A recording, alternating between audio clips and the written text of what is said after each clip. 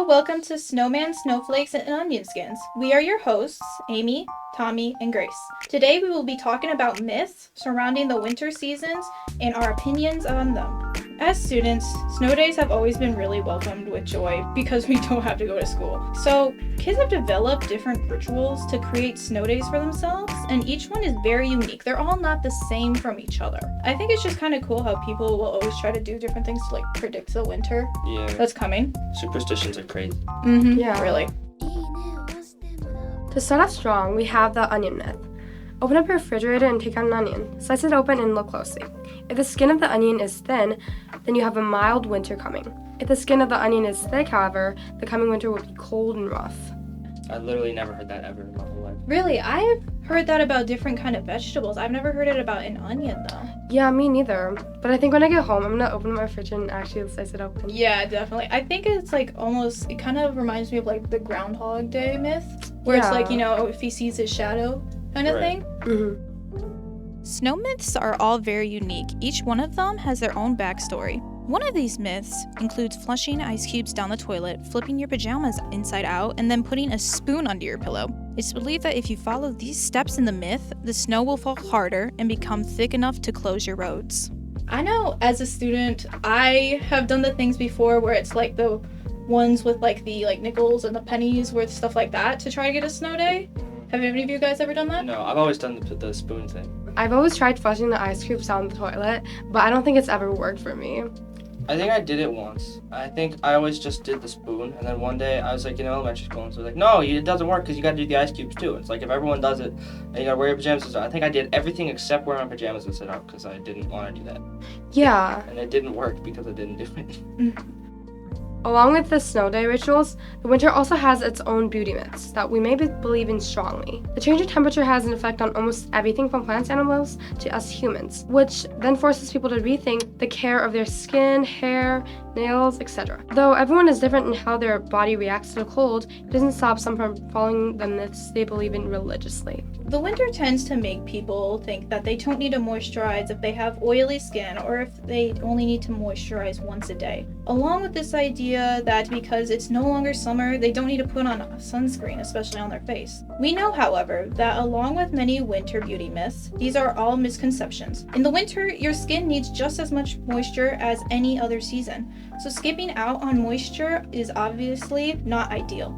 As for sunscreen, not only is the ozone layer thinner, the light reflected from the snow also contributes to the amount of UV rays harmful for our skin in the winter. So our skin needs as much love as we give it to, say, in the spring or the summer. We still need protection. Even though it's snowing, we need to still make sure that we take care of ourselves as we would always. And also, coming from a person with oily skin, I still moisturize in the winter because it actually helps your skin. Yeah, I agree. I try to moisturize my skin, but however, in the winter, I've never thought of putting sunscreen on until now. So I think that might be something I'll try to do more often. Truthfully, me too. I've never thought about putting sunscreen on in the winter because I've always been well, the sun's not gonna get on me. Yeah. I just feel sunburn in winter, when I think about those two, I feel opposite. But now I can see even if you're walking outside and the sun is out there, you probably still can get sunburned. That's why it's always a good idea to check to check the weather for the UV intensity, because that's what matters, not the whether I can see the sun. It's how hard is the sun hitting. Right, because even if the sun's hiding, you can still get damage to your skin. Yeah. So why do you think we create these? Especially because I know every day, when it was snowing outside, all the kids in my class, especially in elementary school, would be oh, go do this so we have a snow day tomorrow. I think that kids do this as a form of entertainment for themselves, and then also, because school is boring. Why not? School is boring, right? I think it's also the whole idea because there's so many myths surrounding winter and Christmas and everything like that. I think it's people just kind of want to have some joy and believe in something.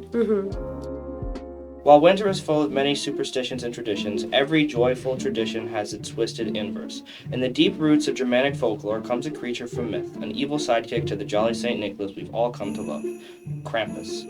Many of you have probably heard of Krampus before since its popularization in recent media, but the origins date all the way back to before the 16th century. Like almost all Christian and Catholic traditions, the story of Krampus was stolen from the pagans. The original figure, Perchta, was a Germanic wild spirit who roamed the countryside post-holidays with the same knowledge as old St. Nick. If the children had been nice and worked hard all year, they would receive a silver coin. If not, then in traditional German bedtime story fashion, the Perchta would slit their bellies and stuff them full of pebbles and straw, which is very gruesome. Okay, I cannot imagine trying to explain that to like a kid, where it's like, hey, if you don't do something, because I would be terrified. I mean, That that's was kind of how like all German, like many Germanic bedtime stories pretty much go. Like it's all about scaring the children. Yeah, right. I think it's all about like keeping them in line and like you know you gotta be good to your parents, good to like everything.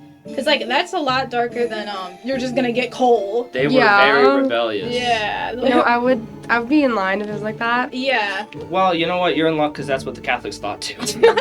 The Perchta is pictured as like typically either a young or an old woman who goes around to homes and does all this. Well after the holidays. Krampus, however, is a goat-like humanoid creature, typically a man, who roams the night of December 5th specifically. While St. Nicholas only needs to concern himself with the saintly children, Krampus has the pleasure of dealing with the sinners. He carries chains to symbolize the binding of the devil, sometimes with bells woven into the chains, so children sometimes mistake him for Santa Claus. He is commonly depicted with a bushel of branches to swat naughty children with, and in some depictions the branches are replaced with a whip. And in the oldest version of the lore, Krampus would carry around a sack, similar to St. Nicholas. But instead of carrying presents, he would bring the naughty children into the sack and drag them down to hell, or sometimes he'd just straight up eat them. So, just like you guys, the Catholics, when they arrived in the Alpine region, thought that the pagans' Perchta was very bad, awful, gruesome creature. So, when they introduced the Holy Bishop St. Nicholas plays, they introduced a character in order to convert the pagans to Catholicism, taking the roots from the pagan Perchta and introducing it into their religion. And it came up with the character Krampus. It's crazy to me how like it seems that like they really just kind of watered down what was his name?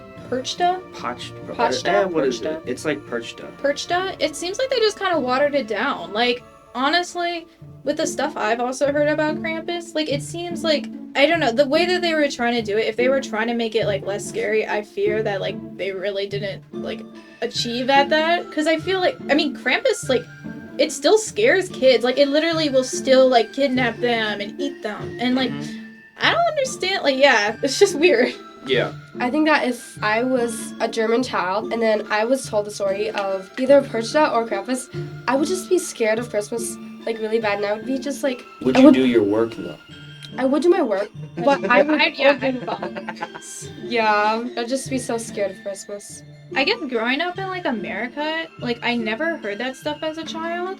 Yeah, it was just always just It was like always Santa. just, like, Santa, like, he's gonna leave you cold if you're bad, and, like, he's gonna give you presents if you're good. Like, I think this as, like, a child, I don't know, it would just scare me a lot more. Have you heard of the pickle on the tree? It's another German tradition. God. You get an extra present if you find a pickle. The parents hide the pickle on the tree. Yeah. Oh my god. And if you find the pickle, you get an extra present. That's That's hilarious. interesting. Yeah. I don't know where that one came from. But that'd be actually really fun, though. No. Yeah. It's much better than Krampus. Right. It is much better than Krampus. So I think it's like really interesting how like religions have like a really big impact on like everyday, like whether it's like myths or like just Right. things we do.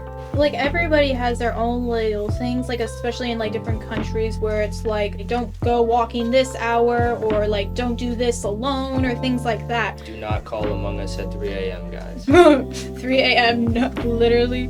But I think it also is quite cool how a lot of myths stem from just the actual country of origin that they are from. And I don't know, like, just learning about all of these different things, they make me really, like, they make me realize how old some of them are. It's just cool to think about, like, so many people in the past were already celebrating or, like, believing in these before we came. Yeah. I would just like to say, though, I've noticed that not as many kids are now doing myths. You know, like crossing both of your fingers is bad luck and things like that. Isn't that good luck? Yeah. No, isn't. That's bad You luck. cross your finger and it's good luck. No, you cross it one time. If you cross it both times, I've heard it's bad luck. Yeah, because then it cancels out. Yeah, because it cancels That's out. why you gotta cross your toes too. Dog, what the heck? But I don't. It just seems like as we progress as a society, less and less people are believing in myths and things like that. Yeah, you know, like how little children, like even when they're like really small, they just stop believing in like Santa and stuff like that. I've I seen don't know. like a lot less kids start to believe in Santa now. I have something crazy to admit.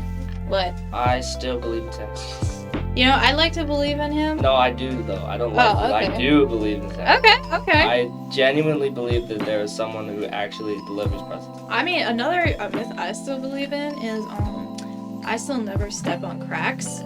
Cause like it not even like the whole thing where it's like you step on a crack and you break your mother's back kind of thing. But I just believe like it's bad luck to step on them. So like I still will always like watch where I'm walking and I will try like never to step on one. I walk under ladders on purpose. Oh, I'm not even joking. There'll be like someone has a ladder and it's like unattended and I'll like duck under the ladder on purpose. that's really interesting. And that concludes our Winter Myths podcast. Stay tuned for our spring seasonal podcast.